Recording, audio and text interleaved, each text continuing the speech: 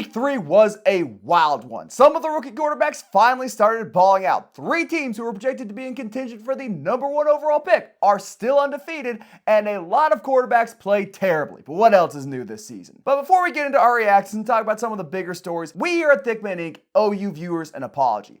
If you tailed our predictions this week and you bet money on our picks, the Repo Man's coming for your house. As of right now, we are each 3-10 on week 3. We're still above 500 on the season, but dear God, that was bad. We assure you we will do better in the future. Any comments on that? Are you not participating? I'm ashamed in silence. Hopefully you do not take it as financial advice. The Giants won a game. No one saw that coming. I picked against them. Maybe if I keep picking against them, maybe they'll be above 500. You've picked against them every week, so that's not working so far. But let's get to the actual stories. First and foremost, the Minnesota Vikings are undefeated with dominant wins over the Giants, 49ers, and Texans. 2 of those games are very impressive. This week, humiliated CJ Stroud. Their defense flew all over the field. Elite safety play from Metellus, from Harrison Smith, buying them with a massive interception. Their front 7 did what their front 7 does. Got a ton of pressure. Jonathan Grenard against his former team, 3 sacks on CJ Stroud. The crowd incredibly loud. 5 false start penalties on the Texans O-line. They played poorly. They could not handle the Vikings defense, and the Vikings offense, namely Aaron Jones, played incredibly well. I could harp on the individual excellence of each one of the Vikings defensive players. I'm not going to do that though. They are very good. Brian Flores, despite his legal troubles, will be a head coach by this time next year. I want to highlight some of the lowlights though to properly manage expectations. Sam Darnold had some lucky breaks. He had a few balls get tipped, which very easily could have been intercepted. He had that backwards lateral, which if it takes a different bounce is a defensive touchdown, instead resulted in a 6-yard gain due to a heads-up play by the running back. And he got his ankle rolled up on by Danielle Hunter. Came out of the medical tent, but he's still maybe dealing with a little bit of an injury. This was not a perfect game by the Vikings, despite what the final score may indicate. They played beatable football. But they're not going to lose many games. They get a lead in early due to Brian Flores being able to unleash his exotic blitzes and get a ton of pressure on quarterbacks. We still have not seen this team properly tested in a really competitive, close game, except you maybe want to count the 49ers, but that one feels like the Vikings let slip away, then regain control at the end. I'm still optimistic. I'm surprised at how well the Vikings are doing so far in the year. Granted, I've said they're going to win every game, but maybe that's just because I'm a gigantic homer. But all in all, very good start. Still need to see a little bit more before I start letting the confetti fly. From a defensive perspective, what the Vikings have accomplished this year is incredible. And I want to compare them quickly to a team we saw last season. Last season, we saw the Browns defense dominate week in and week out, and they made a playoff push that no one really expected because of how bad their offense was. This Vikings team is the same exact thing, except they have competent quarterback play. I'd even say elite quarterback play from what we've seen from Sam Darnold just through 3 weeks and what he's been accomplishing in the KOC offense. Can you imagine what Kevin Stefanski would have been able to do with this type of Sam Darnold play? I mean, look what he was able to accomplish with Joe Flacco, who he pulled off the street. Comeback player of the year, Joe Flacco. It's Joe Flacco. Super Bowl MVP, Joe Flacco. Whatever you want to say. Darnold's playing at a high level, and he's capitalizing on what the defense is giving him. I mean, in week 1, it was easy to shoo away because of the Giants, and they only put up 6 points, and then Darnold goes and puts up 28 points against a team that not a whole lot of people respect, at least from a media perspective. But then in week 2, against the 49ers, they hold them to only 17 points. It never really feels as close as the score was, and now against one of the most prolific or most talented offenses in the NFL from a receiving weapons perspective, they make it look like Bryce Young was the one back there taking snaps, unable to operate the offense. So what they're doing from a defensive perspective and the level that Sam Darnold is playing at right now, I think KOC, Matt LaFleur, they're the 2 Coach of the Year candidates right now. If Brian Flores was a head coach, I think he'd be in that I'd category still give him too. Coach of the Year. I have a lot of respect for KOC. The offense is playing very well. in spots. When Jefferson went down against the 49ers, and it was really just Jalen Nailor and Josh Oliver. He was able to lead a very competent drive. A lot of that goes to Darnold and Nailor, but still, they're coaching at a high level. Both these guys are going to be very well compensated, hopefully both by the Vikings in the offseason. Do I think they're the best team in football? No. Have they defensively played like the best team in football? Yes. I think it is pretty clear to anyone who's paying attention. I said this 2 weeks ago. This is the best defense in football in the first quarter of the season. Will that continue? I hope so. They do not play too many other elite quarterbacks as time goes on. They get to play Goff and Jordan Love presumably twice. I don't know if he's starting or Malik Willis is starting. Hard to say on that. We'll have a better read when we record the predictions video. But all in all, Vikings very far ahead of schedule. I could be happier. I could always be happier. I'm a negative person, but very pleased by what I'm seeing. Their schedule's not, you said it already, it's not all that crazy from playing high-end quarterback perspective. I mean, maybe the way they're playing right now, who are they going to lose to? Maybe they drop 1 or 2 divisional games just because it's a divisional game, and those can be hard to win no matter where you are in the NFL. The London game against the Jets defense and Aaron Rodgers.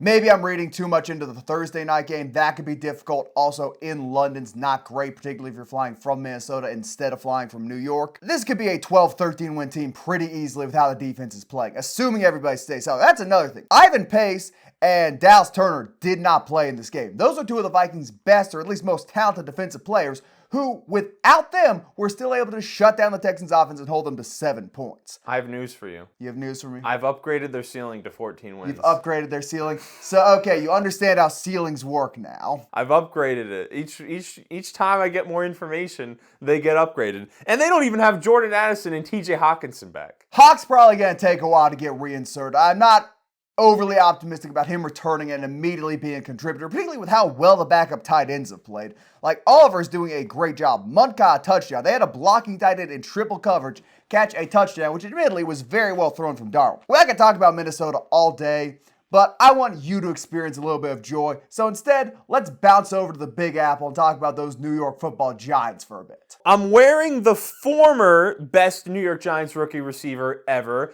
Malik Neighbors is building a name for himself in the city of New York. He's the only rookie receiver ever with 20-plus catches and 3 touchdowns through 3 games. And week 1, they didn't do much because they were playing the Vikings defense. What he has been able to accomplish with Daniel Jones throwing him the ball and an offense that did not have a whole lot of expectation heading into the season has been incredible. And he did this against a Browns defense that usually people view very highly, and he was the sole reason the Giants are even going to have a win this season. I mean, the 1 touchdown drive, he jumps over the DB, rips it out of his hands, and then a couple plays later, I believe this was the same drive, corner of the end zone, jumps up, catches it for a touchdown. He was dominant. The Browns defense simply couldn't guard him. And credit to Daniel Jones, he was finding him open. If we have an offensive rookie of the year favorite right now, it has to be Neighbors. And the only player I can really see contending with him is Jaden Daniels, assuming he keeps getting a little bit better because he's been the best rookie quarterback We're so recording far. this on Monday morning. If Jaden Daniels has 4 touchdowns tonight, he reinserts himself as the leader in the clubhouse. Unfortunately,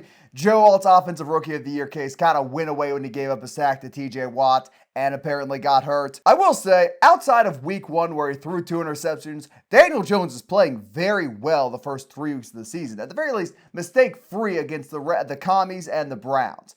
Didn't turn the ball over, didn't force it where it didn't belong, let his receiver, well, I was going to say his receiver get open and put it right on him most of the time. Maybe we let him play it out for another year. Giants hang around Another year after this? Another year after this. Giants hang around 7, 8, maybe 9 wins, maybe sneak into the playoffs, maybe beat the Vikings in the first round again. I think we play out the remainder of Daniel Jones' contract if I'm a Giants fan and pass on all the future quarterbacks. Sound good? No.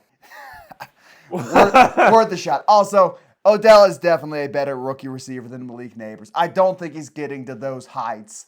Let's be serious for a second. Let's pump the brakes. I know you, an Odell/Diddy enjoyer, are quick to throw titles around, but relax, okay? It's week 3. Another thing that was very encouraging now, it's the Browns' offensive line hasn't been good this season, and Deshaun Watson doesn't really look like he wants to be on the football field. But the Giants' very expensive defensive line finally showed up.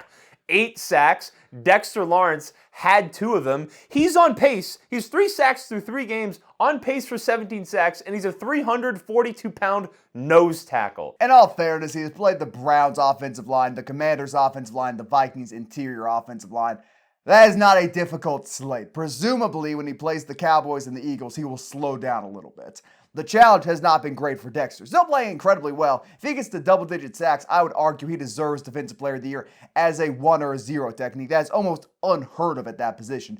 Phenomenal stuff from him. On the Brown side of things, we don't need to talk too long about Cleveland. I've got a very low opinion of their offense. Myles Garrett might be hurt. It's hard to say how much time he's going to miss. If he goes down, the Browns will not be winning a game in his absence. The Browns might not be winning another game in Nick Chubb's absence. Things are not good in Cleveland. That victory was a facade, a masquerade, a complete bit of chicanery. They could go 1-16 for the remainder of the year. We got our hopes a little bit too high, and the hopes were still low, but they're the Browns. They lost to the Jags the week prior, right? No, they beat the Jags. They beat the Jags, I mean. They barely beat the Jags. Watson had the best game of his career as a Brown and completed 50% of his passes. Sensational stuff. Not a good look for the Jags. Not a good look for the Jags, indeed. Now, on to the most surprising game of the week. We both thought Andy Dalton was going to get absolutely smoked by the Raiders' defensive line. The Panthers' offense was still going to look uninspiring. After all, everyone said it, including us, who could really succeed in that Panthers situation. Apparently, Andy Dalton. He absolutely torched the Raiders. He had arguably the best passing game of the season against Vegas. It was dynamic. He wasn't just throwing checkdowns, making routine plays, hitting a guy over the middle occasionally. He was making real high-level NFL throws, and his interior O-line and his receivers were rising to the occasion and winning blocks, winning at the point of contact, making 50-50 balls look like 70-30 balls. The Panthers played great against the Raiders in Bryce Young's absence. And regardless of what you think of Bryce Young, this is objectively a good thing for him. He would not have benefited at all from getting benched for 1 week and then getting reinserted back in this Panthers lineup. We made the mistake of saying he was NFL ready day 1. That was the report on him. We bought into it. We said, oh, he's going to come in and immediately be able to make all the routine throws at the NFL level. And maybe he could have before he got his confidence broken. That guy's not present anymore. He needs to be rehabilitated spiritually, mentally, maybe even a little bit physically with how much he was getting sacked through the first 2 games. He can only do that on the bench behind a veteran quarterback, and Andy Dalton is a very good veteran to learn from. Hopefully he's willing to teach Bryce Young. Some veterans can be a bit stingy about that. I assume Dalton isn't one of them. You'd hate to have a spiteful redhead in your organization. But if they just dedicate this season to trying to win as many games as possible with Dalton and getting Young the experience he needs, you could potentially move forward with him in a quarterback battle with Dalton next season. If you just don't think that's going to work out, if you think he's done with the Panthers, Young will never work in Carolina, that's fine too. Trade him, either draft another quarterback or roll forward with Andy Dalton going into year 15. But this benefits Bryce Young. The Panthers winning a game benefits their fans, benefits their ownership, and hopefully will get them somewhat back on track. Those are still not high for this Panthers season, but at the very least, they look like a competitive football team now. The Raiders, they stink. On one level, it does feel like Bryce Young might just stink. I mean, you look at what Dave Canales was able to accomplish with Geno Smith and kind of resurrecting his career. You look what he did with Baker Mayfield last season, and to start this year, it looked like another disaster. It looked like he couldn't do anything to change the Panthers offense. It looked like the Panthers offense was a complete mess, and then he's like, get Bryce Young out of here, get Andy Dalton in there, a veteran who knows how to operate an offense, and his offense looks like the greatest show on turf. So credit to Dave Canales for actually having the confidence to make that decision. And I think the bigger storyline that with the Panthers specifically and across the NFL is that it may not be a good idea to start young quarterbacks in general early. Most of them are not ready to succeed immediately. I mean, not everyone is Justin Herbert. Not everyone is CJ Stroud. They are the anomalies. We can point to more busts or players that play very poorly earlier in their career. Then we can point to guys that have levels of success like a CJ Stroud or a Justin Herbert. Some of the best quarterbacks in the NFL right now, Lamar Jackson, I think was 8-9 weeks before they finally inserted him for Joe Flacco. Patrick Mahomes played 1 game in his official rookie season. Jordan Love has taken a couple years. Josh Allen, who's one of the top 2 quarterbacks in the NFL, he started immediately, but he was very bad his rookie season and did not have the greatest year too. So to be fair, learning on the field was better than the alternative of learning from Nathan Peterman on the bench. In that setting, it was maybe the right move to let Josh Allen have at it early. Well, I'm not going to debate that. I think it's worked out. That's what he needed, and it has worked out. But putting these high expectations on these young quarterbacks to change the franchise immediately is unfair. Even Tua, he's had health issues, he's had concussion issues. He was not good at his rookie season or year 2, and it took him time to get used to the speed of the NFL and being successful. So I think the smart organizations hopefully will kind of see what has happened over the last half decade and invest more time and resources into veteran quarterbacks for young guys to learn from, rather than throwing a Caleb Williams, Anthony Richardson straight into the fire. Brilliant smokescreen for the next topic right there. And asking them to go out and make your team one of the most prolific offenses in the NFL immediately. It's not their fault. The Bears are not asking Caleb Williams to be one of the most prolific passers in all of football week 1. I assure you of that. Before we move on completely, I want to touch a little bit more on the Raiders. They had a performance yesterday from Atheist Wilkins and Minimum Crosby. What are those 2 guys doing? You, as 2 supposedly elite defensive linemen, should be able to go out there and dominate an offensive line, which has struggled all year. I get they're more cohesive, have had more time together. The interior's getting paid hundreds of millions of dollars. Doesn't matter. Those 2 guys should have absolutely wreaked havoc on the Panthers' offensive line and just didn't. We're going to have to ask ourselves some hard questions. If these guys cannot step up and win games on the defensive side of the ball, then how many games are the Raiders going to win this season? 4, 5, 6? That might be generous. They look completely uninspired offensively, and if they can't win through their D-line, they're not winning at all. It's the Gardner Minshew effect. They play based on vibes. Well, apparently Andy Dalton's got better vibes than Gardner Minshew. 3 touchdowns, 300 yards, first quarterback to accomplish that this season. Speaking of terrible vibes, though, dear God, that Colts-Bears game was appalling from an offensive standpoint. I'm sure the defensive sickos love that. Neither of the quarterbacks looked like they could throw at an NFL level consistently. You are going to hear a lot of people talking about Caleb Williams throwing for the most passing yards in a game this season from a quarterback and the 2 touchdowns.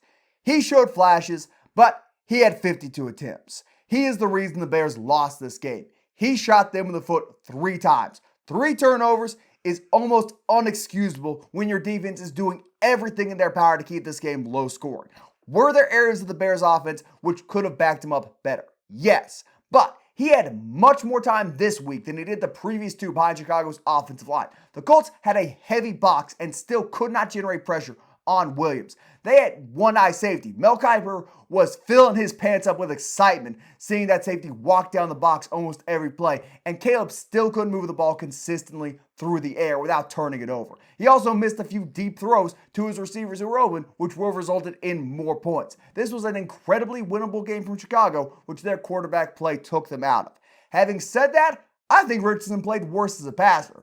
Completed 10 of his 20 attempts, one of the worst interceptions I have ever seen. Triple coverage in the red zone, rolling out left. Really just no need to do that. I know I've harped on him avoiding contact. That is maybe a play you put your body on the line for and try and run it in for the touchdown, as opposed to throwing that monstrosity, that ball which I could have thrown better. And another bad pick. Just did not look ready at the NFL level. I still view this as his rookie season. He's got time. And he's a developmental player, much more of a developmental player than Caleb Williams was supposed to be. But if he keeps playing this way, we're going to have to ask ourselves, okay, do we bench him again? Do we let Joe Flacco go in there for the Colts and try and win them games and salvage them a playoff appearance? Or do we just punt on this season with its roster we spent all this money on and move forward and let Richardson develop? It's a hard question, particularly for a coach who does not have particularly strong job security. Bad passing performance from both teams. Both the young guys got to be better, and I'm going to let you justify it. Both quarterbacks were very bad. Just to highlight all of the bad things we saw, missed touchdown deep to Odunze early in the game. Then we have Richardson throwing an atrocious interception right after throwing a beautiful deep pass. followed by Caleb Williams throwing a really bad interception because he waited too long, threw the ball to the sideline. Richardson had a really bad cross-body throw for an interception. Caleb threw into double coverage for an interception. Overthrows Odunze, again, potential big completion or potential touchdown. And then Williams is unaware of the pressure and fumbles a drive away. That's too many back-breaking mistakes from Williams that are the reason the Bears were not able to stay in the game. But it's not the reason the Bears lost the game because their defense was great. Richardson kept handing the game back to the Bears, but the difference why Richardson is able to still lead the Colts to wins despite poor play and why the Bears cannot win games is the Bears' run game is atrocious. It is pathetic. The only run game that rivals how bad theirs is the Cowboys at this point in the season. I mean, the Colts were able to run for 4.5 yards a carry, ran the ball 33 times, and they were able to support Richardson's deficiencies. Caleb Williams, on the other hand, has his offense running for 2.5 yards a carry, and he has to throw the ball over 50 times to even attempt to win. So from a rookie quarterback perspective, while he basically has zero accuracy deep down the field, and he is making rookie mistakes where he is pressing, doesn't look confident, isn't just playing within the system and making smart decisions, he's not supported by a run game, which makes it significantly easier. A big reason why Malik Willis has been able to be so successful is because that Packers run game has been incredible, coupled with Malik Willis's ability to run the ball. So the fact the Bears can't generate any run game, it makes it even harder for Caleb Williams to work through those rookie mistakes. I would not argue the Bears' running game has not been good. I would point to the fact, and you ignored this last week too, it was the Packers who were doing it to the Colts last week. Now the Colts have done to the Bears.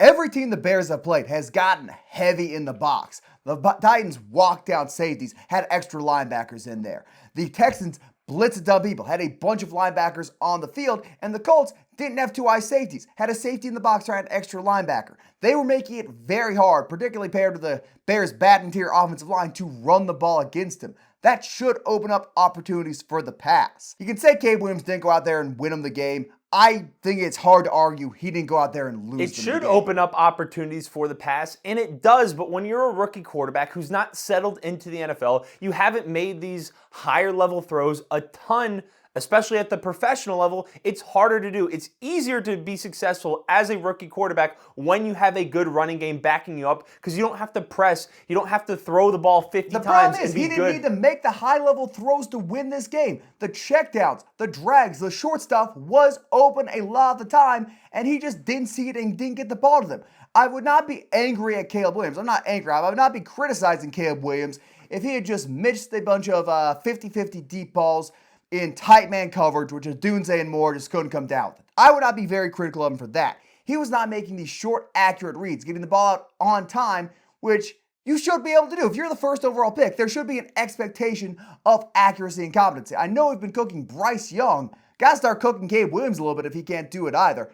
He also sacked himself. Let's be honest about that, too. When did I say he had a good game? I did not say he had a good game. You're trying to say, oh, that's not why he lost. They lost because the run game. No, they lost because Caleb Williams threw the game away 3 times. That's not the case. When you compare both teams, the Bears' defense was very good. The Colts' defense, while it's not very good, forced Caleb Williams to make a lot of mistakes. Both quarterbacks, in my opinion, were equally bad. The difference is the Bears can't run the ball, and the Colts can run the ball. That's why the Colts were able to win the game. I assure you, you are wrong about that in many ways. The Colts were able to win the game because they could run the ball. The Bears lost the game because Caleb Williams was the one throwing them the ball, or throwing to his receivers. Like, you were deflecting from the rookie quarterbacks. At some point, you did this last week with Richardson, trying to blame the Colts coaching staff for not running into a 10-man box every play. At some point, these guys have to make basic throws against weaker defenses. The Colts are one of the worst defenses in the NFL through the first 3 weeks, and they held them to 16 points. This is on Williams. I don't understand your need to justify it. They're young quarterbacks, they can get better, but these games are on them. They're losses you expect when you have inexperienced passers of the football. Nowhere did I say he wasn't very bad. No, he's the reason they lost. He doesn't need to be better. But what I'm saying is that these rookie quarterbacks, we're right off the heels of talking about Andy Dalton and Bryce Young and young quarterbacks in general. And then we're taking a look at what Caleb Williams has been through 3 games. We've seen some of the other young quarterbacks in the NFL, what they've been early in their career. The majority is not good, but the ones that have been successful, or a guy like Malik Willis, who's seeing success a few years into his career, but still a young quarterback who hasn't had much success before, their job is a lot easier when they have a good running game backing them up. And we've talked about it with Dak Prescott in the past, who wasn't a young rookie quarterback. What's the stat when he throws 30 plus times a game?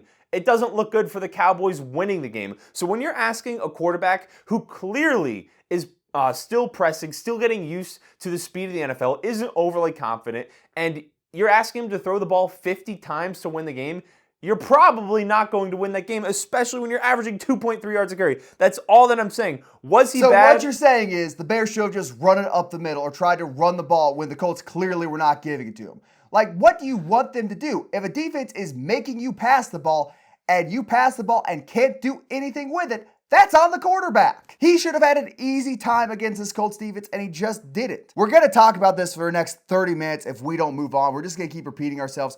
This one's on the young quarterbacks, in my opinion. And to compare Bryce Young's situation to what Caleb Williams is dealing with in Chicago is just a joke, because Caleb Williams at least has half a football team back him up. Bryce Young did not his rookie season. But speaking of young quarterbacks whose teams did not back them up, Brock Purdy hate needs to stop, because he played phenomenal, but his team let him down against the Rams. One of his best passing performances ever, close to 300 yards, 2 touchdowns, no interceptions, had that 1 fumble, but it still wasn't enough. His team has broken down. Juwan Jennings is his number 1 receiver. And Juwan Jennings is a fine NFL player, but he should not be forced into that role. His running game is Jordan Mason and nothing else. And at a certain point, defense is kind of keying on Mason and realize, hey, if he's running it, it's coming up the middle, and we need to grit our teeth and be ready to make a tackle. Mason is still efficient on the ground, still chews clock, still a powerful runner, has not had that dominant performance he did against the Jets, against the Vikings, or against the Rams. Meanwhile, on the other side of the ball, how do you give up 27 points to this Rams offense with nobody healthy in their receiver, with Tutu Atwell as their leading receiver, with their offensive line broken down entirely, with old man Matthew Stafford standing up to the pressure and enduring hits to get the ball out on time? How do you let Kyron Williams march the ball up the middle for 80-some yards and 2 touchdowns against your supposedly elite front 7? Where is the shame? Where is the indecency? Where is the pride and love of making good, clean tackles? Evidently, not in San Francisco's locker room. This was essentially a home game for them in LA, and they still lost it. They're now 1-2 on the season. Obviously, they're still probably going to make the playoffs. The Seahawks are the best team in their division right now, and they're going to fade sooner rather than later. But just a pathetic performance from every 49er besides Juwan Jennings, Jordan Mason, and Brock Purdy. Shameful, shameful stuff. The 49ers kind of feel somewhat similar to what we've seen from the Lions, except a little bit worse, to where they're not shutting the door on these teams. Even the Lions against the Cardinals this week, they only won by 10 points when we expected their offense to be much more prolific than it has been. This 49ers team has not really they clearly haven't shut the door on anyone. They lost last week. They now lost 2 weeks in a row, and they're not operating at a high level. Now, this game comes down to special teams maybe. They give up a big play. Then they have the pass interference that puts the Rams in the red zone. Jake Moody missed a field goal that he probably should have hit, albeit it was a pretty far field goal. So they're failing from that perspective. And on the offensive side of the ball, they just need to get the ball in the end zone more consistently. If the last few games tells me anything about the 49ers offense and how Kyle Shanahan operates, why did you pay Brandon Ayuk $30 million if he's not going to be a major part of your offense? Or maybe it tells us that if you want to play for the 49ers, you need to be there in the offseason, because he was targeted 10 times, only had 5 catches for 43 yards. At that point, this feels like a big waste of money if you can turn Juwan Jennings into one of the best receivers in the NFL for a game. So disappointing performance from the 49ers on all fronts. I think they still showed they're clearly talented when you look at the box score, but they're not putting everything together like we are seeing a Chiefs team do or a Vikings team do, where they just find a way to win and they're not closing the door. Well, in defense of the 49ers, now is not when you want to put every single thing together, so I'm not that worried about them. Deebo Samuel and George Kittle, clearly, I've said for a long time, I think Deebo's a bigger part of this offense than Brandon Ayuk is based off what he offers you on the ground and as a blocker. Ayuk's a good blocker, but he's not Deebo. Them missing clearly hurts the offensive system, hurts the flow of the game. Not having one of the most dominant blocking tight ends in football out there the entire game really hurts you. Do I think it's an abandon all hope type of game? No. Do I think if they keep losing these games early in the season, particularly if they're missing CMC and a few of their other stars, they're going to get themselves in a hole they can't dig themselves out of? Maybe. The NFC is way better than we thought they were going to be. Saints have 2 wins. A team from the NFC East is going to win the division. And another one is probably going to make the playoffs. The Vikings are undefeated. The Lions have 2 wins. The Bears, well, they stink, but the Packers are 2-1 without Jordan Love. It is going to be a tight race for those final 2 playoff spots.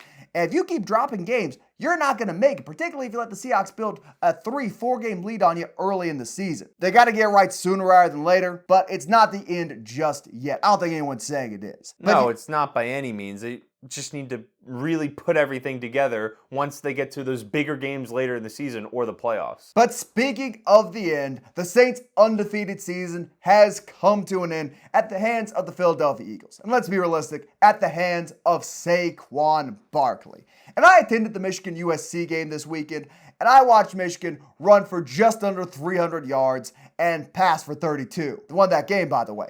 So, if you're going to be a one-dimensional offense, which can do nothing in a aspect of the game, being a one-dimensional offense who can just pound games out on the ground, run over a defense, dictate contact at the second level, have an elite offensive line blocking for you, that's not a bad dimension to have. You can win games in the NFL a lot easier being a run-first team in 2024 than you can being a pass-first team with no running game this season. I'm not worried about the Eagles whatsoever, particularly since they're missing Devontae Smith and A.J. Brown now. They can win close games. Their defense stepped up, held a red-hot Saints offense to under 20 points, a lot fewer than most of us were expecting, and they are now set up to run away with the NFC East, in large part because the Cowboys cannot stop the run. This was a big win for the Eagles, gets their season back on track. Sirianni avoids the hot seat for yet another week. And Dennis Allen, that Chinese dictionary I keep promising, it has been airdropped to the Saints practice facility. You'll be getting it in about 5, 4, 3, 2. Oh, it hit a baby in a stroller. Gonna have to order him another one. But I'm sure you have a much different perspective than me about the Eagles, Tristan. Well, continuing on the bright side of things, I think I'm largely in agreement with you. This is the best win the Eagles have had in a very long time, because when things were going wrong, they did not just lie down and take it. They found a way to win, and that's because they made the smart decision and signed Saquon Barkley in the offseason. If Saquon Barkley was not on this team, there is no way, with DeAndre Swift, A.J. Brown not even playing in the game, losing Devonta Smith during the game, not having a whole lot of receiving weapons outside of that, I think the Saints would have ran through them. And on the defensive side of the ball, their defense looked very bad the first 2 weeks, at least against the run, and they were playing a Saints team whose rushing attack seemed to be prolific in the first 2 weeks, and they limited them. They did not allow big plays to Alvin Kamara. They kind of took away the big splash Rashid Shaheed play down the field, and they forced Derek Carr to try and pick the Eagles defense apart, and he was not able to do that at a high level. Chris Olave, good for my fantasy team, finally did something, scored a touchdown, had 80 yards, so that was nice. But I think what the weakness we saw of this Saints team is that in order for them to operate at a high level and score 25, 30, 40 points, is that they need those big plays to happen for them in order to work the rest of their offense out of that. And they just did not get that done against this Eagles defense, and credit to Saquon Barkley for lifting the Eagles offense up and getting them that victory. Now, on the gloomy side of things, when it comes to the Eagles passing attack and beating other teams when their defense maybe doesn't play as well, is they need A.J. Brown in order to succeed, because even when Devonta Smith was on the field, it did not look close to the same offense or close to the same passing attack. So if they want to win late in the year, if they want to win in the playoffs, they need A.J. Brown to be healthy, and they need his hamstring to be right. Well, let's look at their next 4 matchups here. I've pulled them up. They play the Buccaneers next week, which kind of on paper sounds bad, but then you remember they're missing Kalijah Cansey. They're missing Antoine Winfield. They're missing Vita Vea. Their defense is struggling right now. Bo Nix lighting them up as a testament to how injured they are as opposed to how good Bo Nix was. Then they play the Browns. You know how we feel about the Browns. And then they play the Giants the next week. So conceivably, let's say they drop one of those games. They go 2-1. They play the Bengals. It's really too early for me to have a strong opinion one way or the other about the Bengals. Best case scenario, they're 4-0. Worst case scenario, I think they're 2-2 in those games. And as we've talked about off camera, the Cowboys have a rough slate coming up. I think they're still in a pretty good spot and can afford a few weeks without A.J. Brown. Certainly a better spot than any other team in their division. And they will rely on Saquon Barkley like you said they wouldn't heading into the year. I figured they'd use him a little bit less. We are now approaching critical mass in terms of how many touches we can give Saquon Barkley. Maybe it's because he's the one dictating contact on defensive backs as opposed to getting hit in the backfield like he did every single snap on the Giants. That he's not getting hurt probably keeps him a little bit healthier. I'm getting a little worried. Stacking 20-plus carries on him a game, I'm getting a little worried. I'm getting a bit apprehensive. You can kind of see where I'm coming from on that.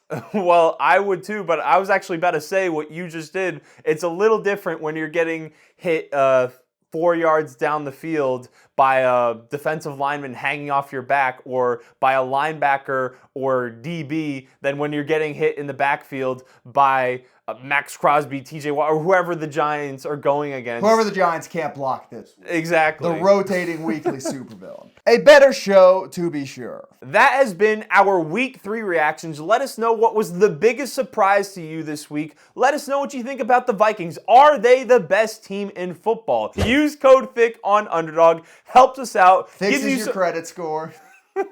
Gives Feeds you some the homeless in Africa. joke. Protects your jog from Haitian. Gives you bonus cash. And we will see you in the next one. Like and subscribe.